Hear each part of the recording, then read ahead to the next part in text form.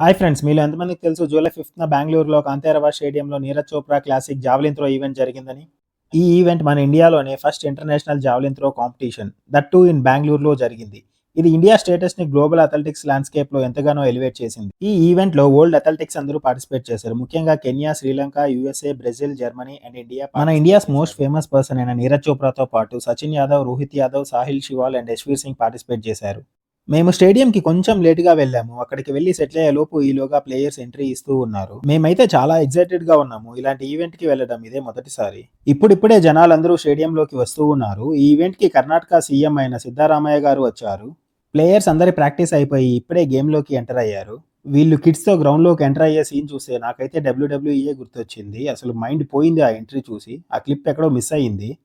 ఇంతలోగా నీరజ్ చోప్రా అయితే జావెలిన్ విసిరాడు. 86.18 మీటర్స్తో first place and Kenya player అయిన ఈగో 84.51 మీటర్స్తో second place and Pathirage Sri Lankan player 84.34 మీటర్స్తో థర్డ్ ప్లేస్లో నిలిచారు. ఇక్కడ మీరు ఒకటైతే అబ్జర్వ్ చేశారనే అనుకుంటున్నాను.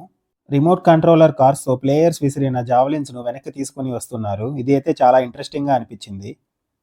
జావెలిన్కి క్రికెట్ అంత క్రేజ్ లేకపోయినా ఆడియన్స్తో ఫుల్ అయిపోయిన స్టేడియంని చూడగానే చాలా హ్యాపీగా అనిపించింది. పిల్లలు కూడా చాలామంది వచ్చారు. వాళ్ళు కూడా చాలా బాగా ఎంజాయ్ చేశారు. మాకు గేమ్ అయితే చాలా ఇంట్రెస్టింగ్గా అనిపించింది. ఎవ్రీ ప్లేయర్ ద బెస్ట్ ఇవ్వాలని చాలా డెడికేషన్తో ఆడుతున్నారు. ముందుగా చెప్పినట్లుగా సీఎం సిద్ధరామయ్య సార్ చేతుల మీదుగా ప్లేయర్స్కి ట్రోఫీస్ అండ్ మెడల్స్ అందించారు. నాకు ఎందుకో మన ఇండియన్ ప్లేయర్స్ కొంచెం బాగా పర్ఫామ్ చేసి ఉంటే బాగుండు అనిపించింది. ఓన్లీ సచిన్ యాదవ్ మాత్రమే 4th ప్లేస్లో నిలిచాడు. ఏమైనా ఇలాంటివి ఇంకా చాలా స్పోర్ట్స్ ఇంటర్నేషనల్ ఈవెంట్స్ మన ఇండియాలో జరగాలని కోరుకుంటున్నాను. ఎందుకంటే మన ఇండియాలో సమ్మర్ ఒలింపిక్స్ 2036ని హోస్ట్ చేయాలి అనుకుంటున్నారు కదా. ఇక్కడ స్టేడియంలో ఒక ఫన్నీ ఇన్సిడెంట్ జరిగింది. అదేంటంటే మా సీట్ ముంద ఒక ఫ్యామిలీ కూర్చున్నారు. వాళ్ళ అమ్మ, వాళ్ళ కొడుకు కూర్చున్నారు ఈవెంట్‌కి. సో, అక్కడ ఏంటంటే పైన ఒక పావురం ఉంది. ఆ పావురం రెట్టేసింది అతని మీద. అతనికి చాలా వెచ్చగా అనిపించింది. వాళ్ళ అమ్మకి చూపించాము రెట్టేసిందని. వాళ్ళ అమ్మ ఏమంటే చేత్తో తీసి ఇలా కింద ఏసింది. దాని తర్వాత చూస్తే వాళ్ళ అమ్మ సీట్ పక్కన ఇంకో సీట్ ఖాళీగా ఉంది. అక్కడ పైనేమో ఇంకో పావురం ఉందనమాట. వాడు ఈ రెట్టేసిన సీట్ నుంచెళ్ళి వాళ్ళ అమ్మ పక్క సీట్‌లోకెళ్ళి కూర్చున్నాడు.